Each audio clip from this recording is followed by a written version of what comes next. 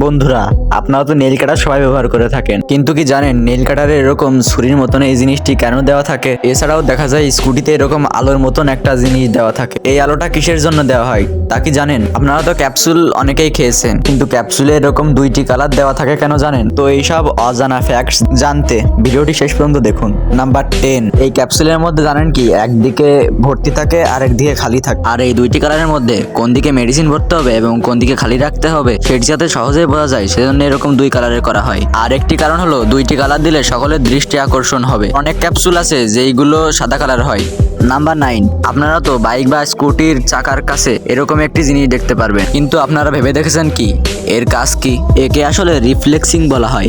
যখন পিছনে বা সামনে থেকে কোনো লাইটের আলো এসে সামনে পড়ে তখন এটি চকচক করে, আর দূর থেকে দেখে মনে হয় এটিতে আলো জ্বলছে। আর এরকম রিফ্লেক্টর বড় বড় গাড়িতেও দেওয়া থাকে, কিন্তু আপনারা ভুল করেও এটি কখনো খুলে ফেলবেন না, তাহলে অনেক বড় সড়ো বিপদ হতে পারে। নাম্বার 8, আপনারা তো দেখে থাকবেন জিন্সের প্যান্টের পকেটের উপরে এরকম মেটালের বোতাম লাগানো থাকে। অনেকেই মনে করে এটি ফ্যাশনের জন্য ব্যবহার করা হয়ে থাকে, কিন্তু এমনটা মোটেও নয়। এই মেটালের বোতামগুলি এমন এমন জায়গায় লাগানো হয় যেখানে ফেটে যাওয়ার সম্ভাবনা বেশি থাকে। যখন জিন্সের প্যান্ট প্রথম চালু করা হয়েছিল তখন ওয়ার্কার্স বা যারা প্রবল পরিশ্রম করে তাদের জন্য এটি বানানো হয়েছিল। তখনকার দিনে এই প্যান্টগুলো অতি দ্রুতই ফেটে যেত, তখন এই ফাটা থেকে রক্ষা করার জন্য মেটালের বোতাম ইউজ করা হতো। আস্তে আস্তে এটি ফ্যাশন হিসাবে মানুষ গ্রহণ করতে শুরু করেছে, তাই এখনো এই বোতাম প্যান্টে লাগানো হয়। নাম্বার 7, আপনারা তো দেখে থাকবেন ট্রাক্টরের পিছনে এরকম বড় চাকা লাগানো থাকে, কিন্তু সামনের তুলনায় পেছনের চাকাটি এত বড় কেন? তো ট্রাক্টর সাধারণত ভারী কাজ করার জন্য ব্যবহার করা হয়, আর সেই সমস্ত কাজ করার জন্য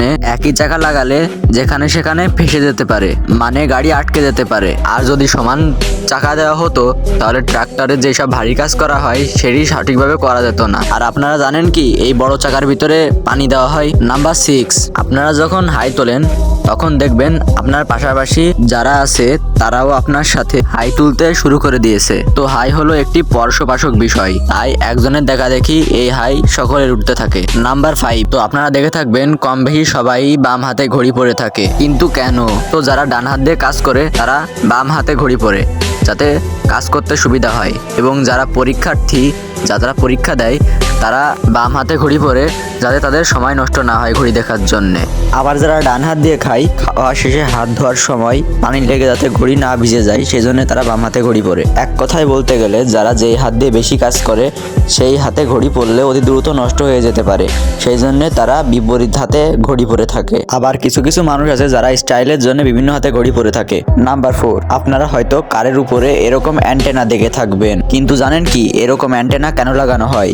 এই অ্যান্টেনাটি আসলে লাগানো হয় রেডিওর সিগন্যাল ধরার জন্য। এই অ্যান্টেনা লাগানোর ফলে গাড়ির ভিতরে নেটওয়ার্ক সিগন্যাল ভালো পাওয়া যায়। এখনকার গাড়িতে এরকম অ্যান্টেনা খুব একটা দেখতে পারবেন না, কারণ অনেক কোম্পানি মনে করেন এই ধরনের সেন্সর লাগালে গাড়ির শো নষ্ট হয়ে যায়। তবুও অ্যান্টেনা এখনো লাগানো হয়, কিন্তু সেন্সর আকারে। নাম্বার 3, আপনারা যখন রক্ত পরীক্ষা করতে যান তখন দেখবেন মাঝখানের আঙ্গুল থেকে রক্ত নেওয়া হয়। এটির কারণ হলো মাঝের আঙ্গুলের নার্ভ একটু ওপর দিকে থাকে, তাই রক্ত নেওয়ার সময় যখন ইনজেকশন আঙ্গুলে ঢোকানো হয় অন্যান্য আঙ্গুলের তুলনায় মাঝখানের আঙ্গুলে কম ব্যথা লাগে, আর সেই জন্যই এই মাঝের আঙ্গুল থেকেই রক্ত নেওয়া হয়। নাম্বার 2, আপনারা হয়তো এরকম টুথপিক অনেকেই ব্যবহার করে থাকবেন। তো আপনারা জানেন কি টুথপিকের উপরে এইরকম ডিজাইন কেন করা হয়? আসলে এই ডিজাইনের অংশটি হলো টুথপিকের ঢাকনা, মানে যখন আপনি টুথপিক ব্যবহার করবেন তারপর যাতে আবার পুনরায় কাঠিকে ব্যবহার করতে পারেন সেজন্যই এই ঢাকনা ব্যবহার করা হয়ে থাকে। অনেকেই আবার এই ডিজাইনটিকে ব্যবহার না করেই কাঠিটি ফেলে দেয়। নাম্বার 1, আপনারা তো সকলেই নখ কাটার জন্য এই ধরনের নেইল কাটার সবাই ব্যবহার করে থাকেন। এই নেইল কাটারের মধ্যে ছুরির মতন এরকম একটি জিনিস ব্যবহার করা হয়ে থাকে। তো মূলত এটি দেওয়া হয় বোতলের ঢাকনা খোলার জন্য। তো আবার কেউ কেউ এটিকে নখের মধ্যে ময়লা পরিষ্কার করার জন্য ব্যবহার করে থাকেন। তো আপনারা কিন্তু অবশ্যই জানাবেন এটি কি কাজে আপনারা ব্যবহার করে থাকেন।